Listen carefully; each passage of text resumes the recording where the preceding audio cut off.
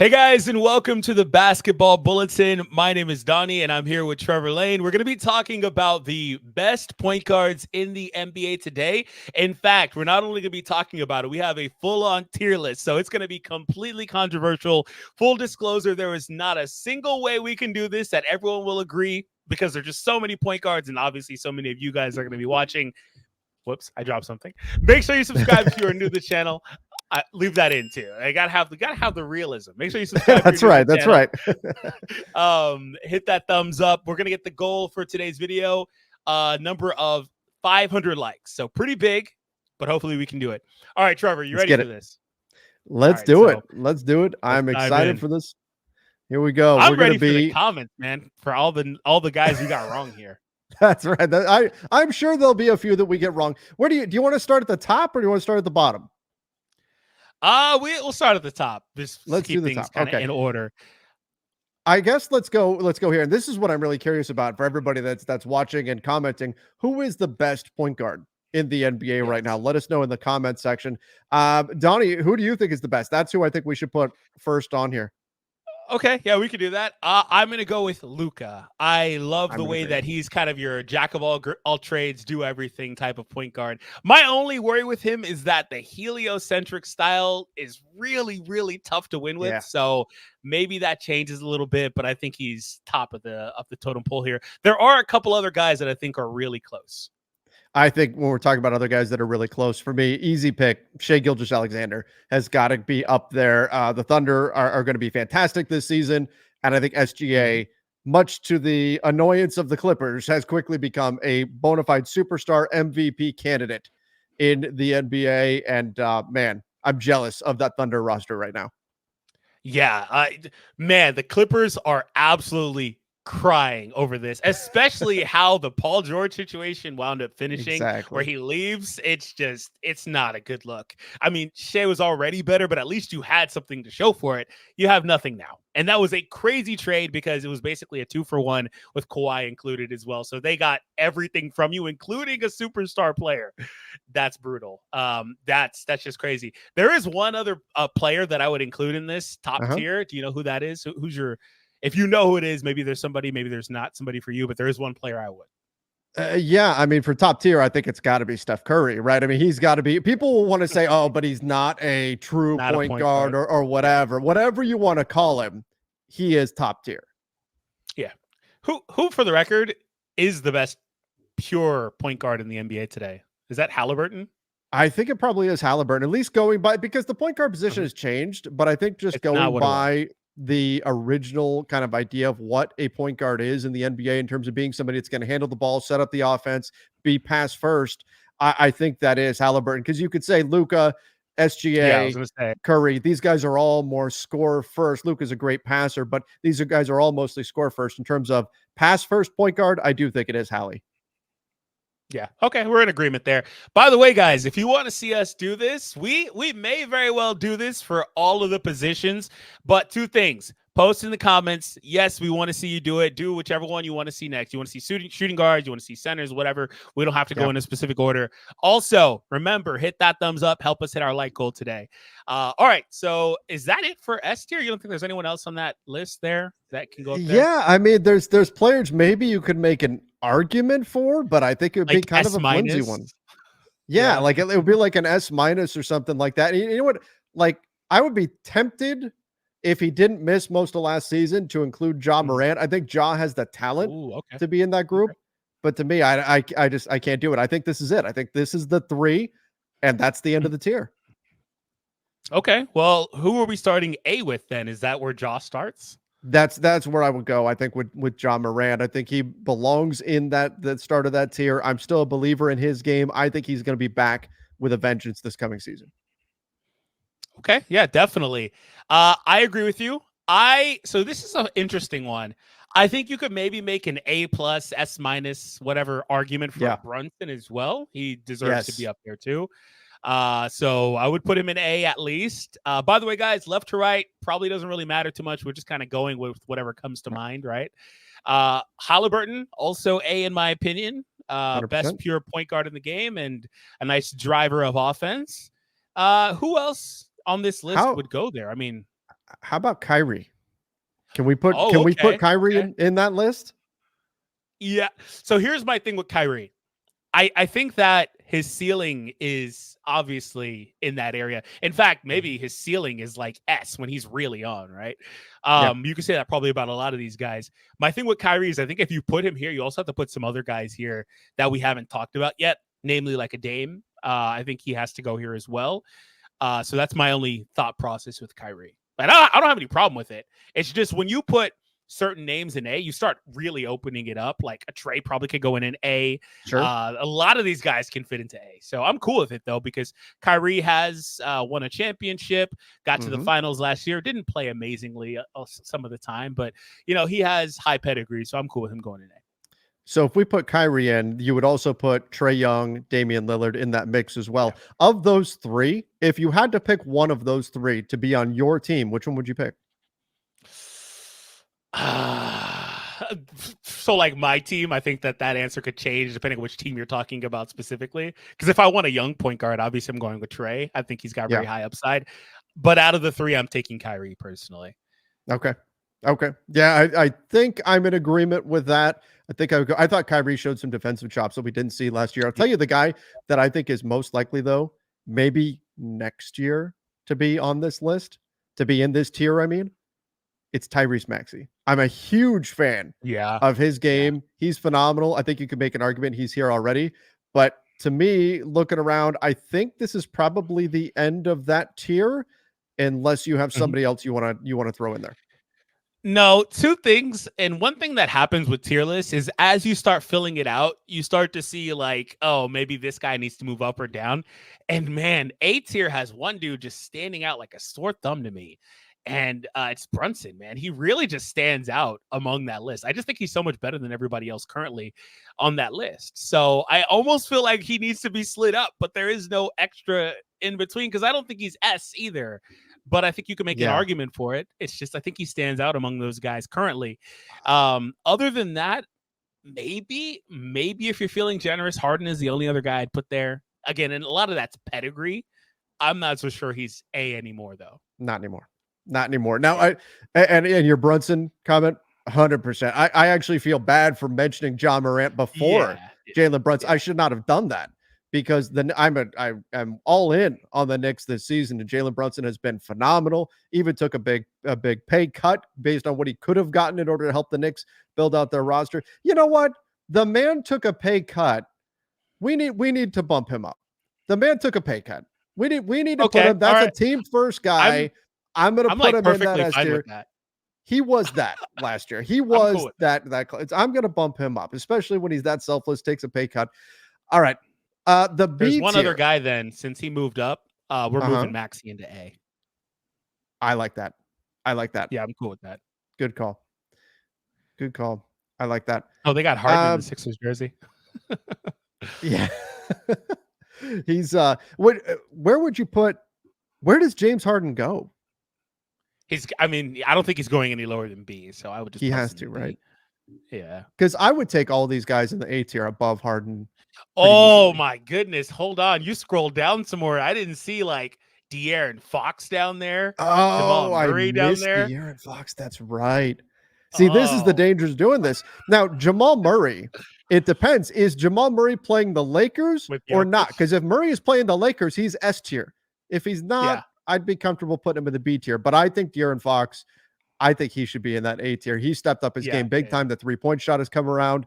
I'm all in on the Sacramento Kings as well for this year. I think they're going to be a blast. In fact, they're one of my top 3 to watch this year on League Pass.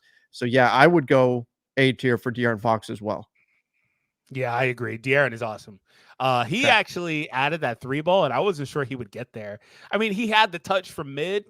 He also has the touch from anywhere else inside of the 3-point line, so it's not a terrible surprise. But just some guys don't really develop it to the degree he did, so I'm cool with that. All right. But so then Murray and Harden are going into B tier then? I would assume, yeah, we'll have to do that. We'll put Jamal Murray. And again, this isn't necessarily in a specific order here. We're just putting players into the tiers that we think they're in. Anybody else that you want to put, like, obviously LaMelo Ball spent a lot of last year injured. But could he fit in there as a B tier player? Or what about like a Drew Holiday? Where would you go next? Yeah, I would put Drew in B. I think LaMelo has the ceiling of somebody A, but he's been so injury riddled his entire career. I don't know if I would put him any higher than C probably. I would put you could. I think you could put him in B because I think he's fair. I think he's fair there. He gives you the box sheet at least, box score at least. He's got the upside.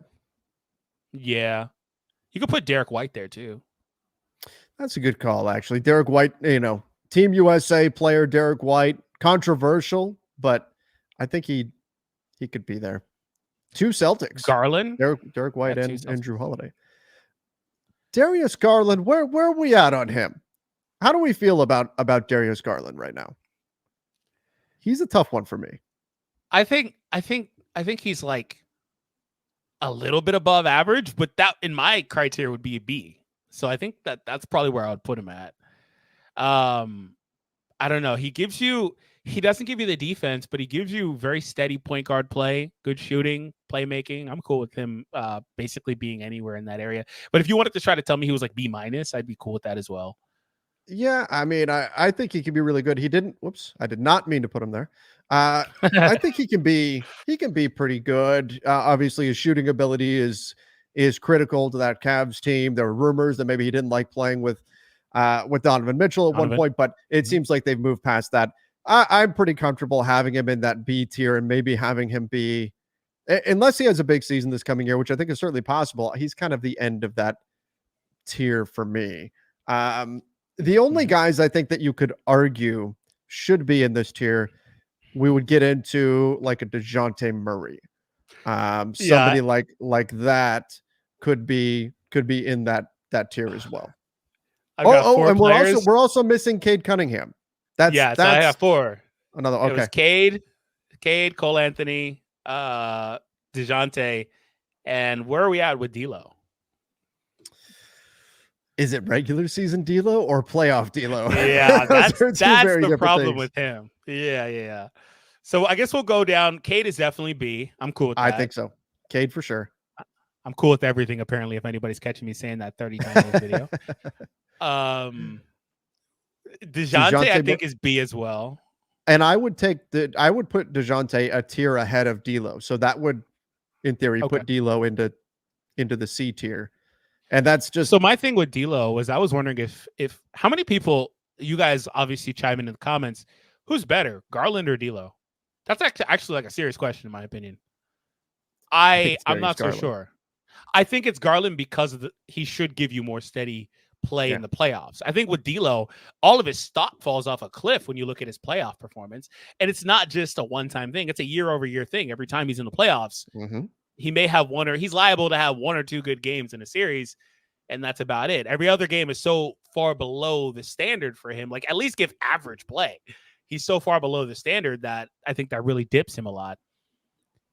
So I guess that's fair. Also, Van Vliet. Yeah, what do we do with Fred Van Vliet, who I like a lot for the Houston Rockets? Where do we put him? There's no way around these middle-ish ones being pretty stacked. I mean, I think he's pretty on par with some of those guys in B, to be honest. You think he belongs up there? See, I would put him C tier, but but defensively he can do some things that are pretty solid. And I think that Rockets team took a step forward there. I would trust DeJounte Murray to run my team a little bit more than Van Vliet, but I get the argument. All right, let's go and put him C, especially if D'Lo is the bar. Would I rather have Fred Van Vliet or D'Lo? I think I'd rather have Van Vliet. Okay. 17 points, 4 boards, and 8 assists last year for Van Vliet. Pretty good. That's pretty good. It's pretty good. That's pretty good. What do we do with Marcus Smart sitting over here? Missed most of the season with Memphis, former defensive player of the year. Where do we put him? C tier? C, yeah. I think he's got to be. Yeah, he's a little too volatile in my opinion. A little bit inconsistent offensively. I do like that quote unquote dog in him. But that's and the defense, obviously the defensive chops. May be a little bit more of a team defender now as he gets a little bit older. I'm not so sure how he'll be alongside Ja. But I do like his fit there as somebody that could potentially take that toughest assignment in the backcourt if he starts with him. But I'm not sure he's any better than C. Yeah, I would agree with that. I think he's sitting in that C tier for me. All right, let's go to. We have the chance to do the funniest thing ever. One of these players left. I know. I've been waiting for it. I already saw. Oh no. Let's just do it. there it is. Oh no. He can't go there, man. The pedigree is too good. He can't go there. He can be the pedigree. This is this season. What is he right now? Put some respect on his name. I'm sorry. The Russ stands are going to come after me. But let's be real. Would you rather have D'Lo or Russ? D'Lo. Would you rather have Marcus Smart or Russ? Marcus Smart. I mean, it's not close. He's a backup point guard now. I wish him all the best. I think he's a good dude, but yikes. The problem with him is that his game is just so specific. I'm not sure there's a team in the league that, damn, this sounds like such a hater thing to say. I'm not sure that there's a team in the league that really, really fits well around his game. The best attributes he has are his athleticism and playmaking. But with the playmaking, you have a lot of ups and downs. And and sometimes his defense is okay. A lot of it is effort-based defense, not so much tactical or technique as much. And then the offense is just so abysmal that he really brings the rest of his value down. And then we said nothing about the turnovers, things like that. I mean, realistically, he averages a lot of turnovers, but the rest of his game is what brings his value down, because you can get by averaging 3.5, 4 turnovers if you're a high usage guy like he wants to be. It's just you have to really make up for it in other areas, which he doesn't really do. Yeah, and that's just it. That's the issue with Russell Westbrook. The shooting efficiency is simply not there. Teams ignore him behind the 3-point line. Mm-hmm. You have the turnover problems. He's a great rebounder for a guard, but I was going to bring up the rebounding. Yep. Yeah, he's phenomenal at that. But can you win basketball games with him in today's NBA? It's looking more and more like that answer is a no. The Nuggets are going to try. The Nuggets are going to do the Arrested Development meme. It's never worked for anybody else, and they always delude themselves into thinking that it will. But maybe it'll work for us. That's what they're going to try with Russell Westbrook. Who else should be in the seat? I think a guy whose game I really like Conley is Mike Conley. Mike Conley, I think, just a steady guy that you can count on night in, night out. His 3-point shooting is phenomenal for the Wolves. He's showing why the Wolves picked him over D'Angelo Russell when those trade talks were going down. So I would put Mike Conley in this tier. Are you in agreement here? Or does that sigh mean you would not put him up here? No. It's a D'Lo sigh. Because I would have Conley ranked higher than D'Lo simply because of the consistency. D'Lo, so like the thing with D'Lo is that he's liable to go off and get on a hot streak where he just cashes 4 or 5, 6 threes in a row if you let him do it. He's got a very, very high ceiling. It's just his floor is one of the lowest floors on this entire list, as we've seen with the playoffs. And that it's unfortunate because he's an 82 game player, and you need those guys to get you through the season, and he'll win you games in the season. It's just he hasn't shown it on the bigger stage. So he's got the talent of somebody that should be higher than this. Like, I think he's better than Conley talent for talent. It's just Conley. So like, if I'm the Lakers, I'm upset that I got D'Lo instead of Conley over the last couple of years, because there was a thought maybe Conley was aging out, things like that, but he hasn't slowed down really at all. He's transitioned perfectly. Yeah. You could argue that if you have Conley instead of D'Lo in the last couple of years, this is a bit of a stretch, but I firmly believe that if you beat the Nuggets a couple of years ago, you win that title. I do. Well, I can tell you this 100%. The Lakers could have had Mike Conley. They chose to turn Mike Conley into D'Angelo Russell. They went to the Wolves and asked them about trying to get D'Lo in the deal, and rather than take back Mike Conley, they wanted D'Angelo Russell. And I understood the rationale. I don't think it was wrong at the time. D'Angelo Russell has a much longer future, much younger player, and it paid off immediately. And sometimes these players, like when they hit a certain age, just the age cliff comes up fast. And so I understand being concerned about that with Mike Conley, but as it's turned out, he's been absolutely fantastic for the Wolves. He's given them the steady point guard play that they needed. And especially when we're talking playoffs, the Lakers probably would have looked a lot better with Mike Conley at the helm rather than D'Angelo Russell. But to be fair, D'Lo did have some really big games in the regular season, both this season and the season before for the Lakers. He had some big games in the playoffs last year where we didn't get to see that this year because we only played, a couple games into one round basically. But there was that one game against Golden State where he just blew them out. That's why I said he's liable to get hot. So his ceiling is very high. It's just true. It's not very consistent. So I don't know. Okay, so Mike Conley, D'Lo, coin flip, hindsight being 2020. Let me ask you, what Colin Sexton is a guy that I'm a big fan of. I think he deserves to be in the C tier, even if he isn't quite seen on that level in general. I certainly can't put him in the D tier. I've been a proponent of his game for a long time. I think he's a much more efficient shooter than most people just see him as like a gunner, but his efficiency is not that. So it's Colin Sexton is a guy I'd put in the C tier. That's fine. Yeah, he used to be a gunner early in the low efficiency gunner early in his Cavs days, but he's definitely gotten a lot better. I'm cool with that. By the way, can I also just say this is just pure memes? Can we put the rest of the video into C tier and just move on? Could we do that? And leave alone Russell Westbrook. Oh no. Well, like why? We've got a few guys here that maybe aren't real point guards here. So we should consider that. But still, maybe you can. Like you almost can. But let's go rapid fire. Yeah, let's do it. He's C as well. Carter, I'll put in. Do we put Carter in D?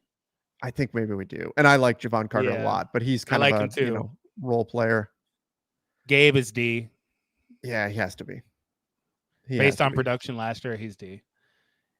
Porter, he didn't play last year. I was gonna say he was out of the league last year. Yeah. So I guess he's D. Just throw him in D. Scoot's D. Yeah. So let's see. When I'm looking at, like, what do you do with? Well, like Tyus Jones is the guy that jumps out to me. C.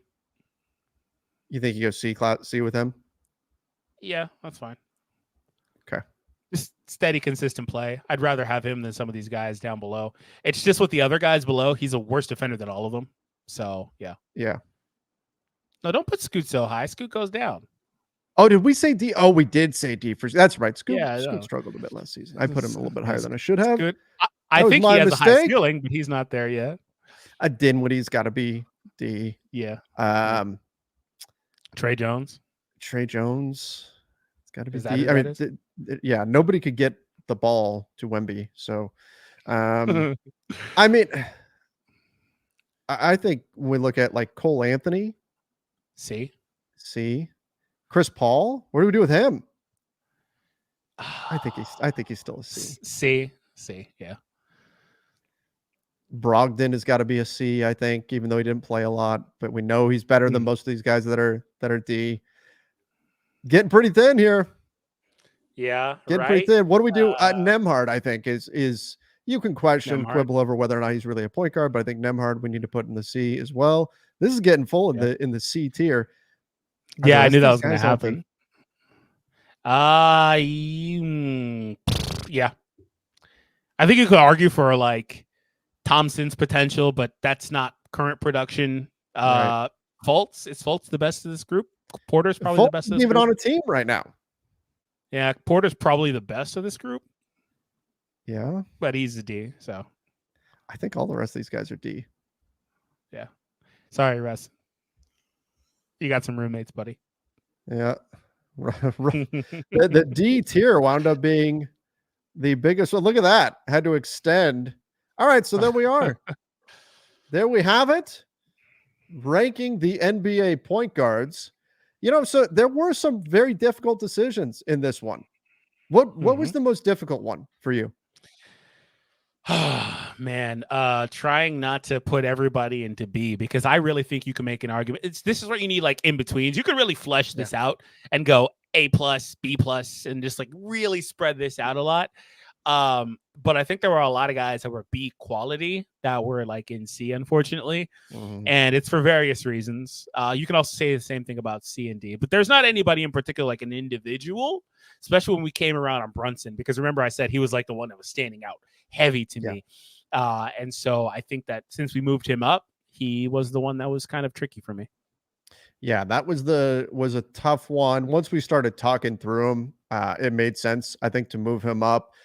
The easiest one for me, I knew the second we pulled this up that Russell Westbrook was going to be in the D tier.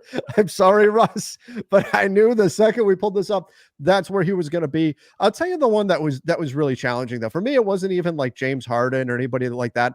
It's Cade Cunningham.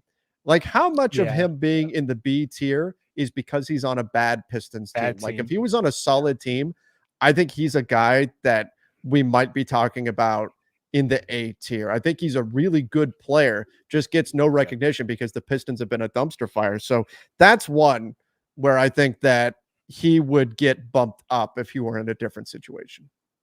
Yeah, I think with some of the guys in B especially, there's some caveats to them. Like, you know, Jamal, like we talked about. Sure. He's a totally different player in some circumstances. Yeah. Garland a little bit there. White, maybe the one that kind of stands out the most because he's almost like a defensive 3-and-D style guy. And he's kind of in there with all these other like lead guards for the most part, aside from Jew. And that's just because they have so much talent on that team. So yeah, but I think with a lot of these guys, there's probably some caveats to them. But I still, when I look at the list and I cross-reference most of these guys, I think that, for example, Jamal's better than everyone below him. I think Harden, in most cases, is better than everyone below him, and so on and so forth, right? So I think that's where it looks pretty good. Yeah. Yeah, I like it. But what I'm curious about, what do all of our viewers think? What do all of you think? No, they're pissed. They're probably. Pissed. Where did we get it wrong? Let us know in the comments section down below. Yeah, where did we mess up? Go ahead and let us know. Russ is S tier. Russ. Here's a serious question though. But before we get out of here, what can Russ do to redeem himself and make himself like B tier? Like, say he came in next season and he was much improved. What can he do to redeem himself? I mean, I think that number one, it would be win a championship as a consistent. Well, I mean, like if he goes on a deep playoff run where he's put, because and I say this not just like he needs to win a title, it's more he has to go through the playoffs where teams are going to really game plan to take advantage of the things he does not do well.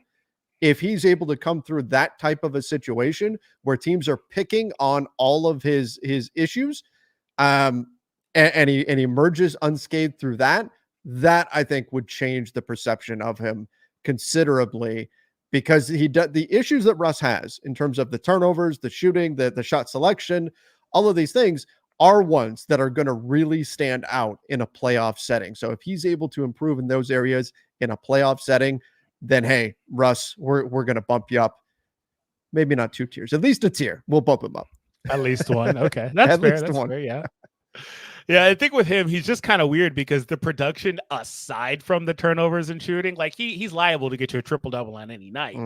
And no one else in like C tier is going to do that. And a lot of guys in B tier aren't going to do that. So I can understand why a Stan would be mad at that one.